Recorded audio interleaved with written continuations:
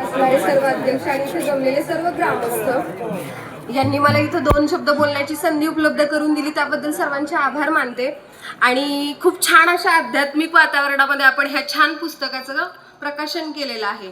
आपल्या महाराष्ट्र भूमीला संतांची परंपरा लाभलेली आहे आणि आत्ताच्या आधुनिक जगामध्ये सर्व मुला-मुलींना किंवा लहान मुलांना हे अध्यात्म माहिती होणं खूप गरजेचं आहे.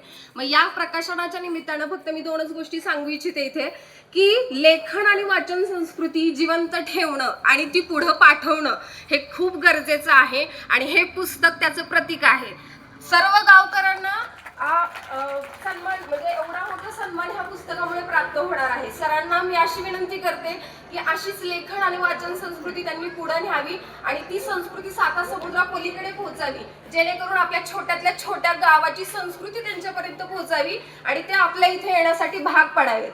आणि हा जो वारसा आहे, ही जी धनसंपत्ती आहे, फार मोलाची आहे, जी आपल्या महाराष्ट्राला लाभलेली आहे आणि याचा आस्वाद घेणं आणि प्रत्येक माणसांपर्यंत पोहोचवणं ही काळाची गरज आहे. पूर्वीचा काळ कसा होता की मोबाईल वगैरे नव्हते. आता जो सप्ताह हा कार्यक्रम चालतो 7 दिवसांचा, त्या अंतर्गत जेवढे कार्यक्रम असतात, हरिपाठ असेल, भजन असेल, कीर्तन असेल, भारुड असेल, ह्या सगळ्या गोष्टी केव्हा समजतात गावाकडे, जेव्हा त्या राबवल्या जातात. पण जेव्हा आपण शहरामध्ये जातो त्या मुलांना अजून संतांची माहिती नसते. ते विचारतात हे आजोबांचा फोटो कोण आहे.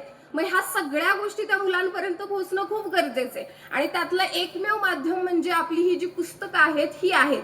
एवढं बोलून मी माझं भाषण संपवते आणि सगळ्यांचे आभार मानते. त्यांनी मला 2 शब्द बोलण्याची संधी इथं उपलब्ध करून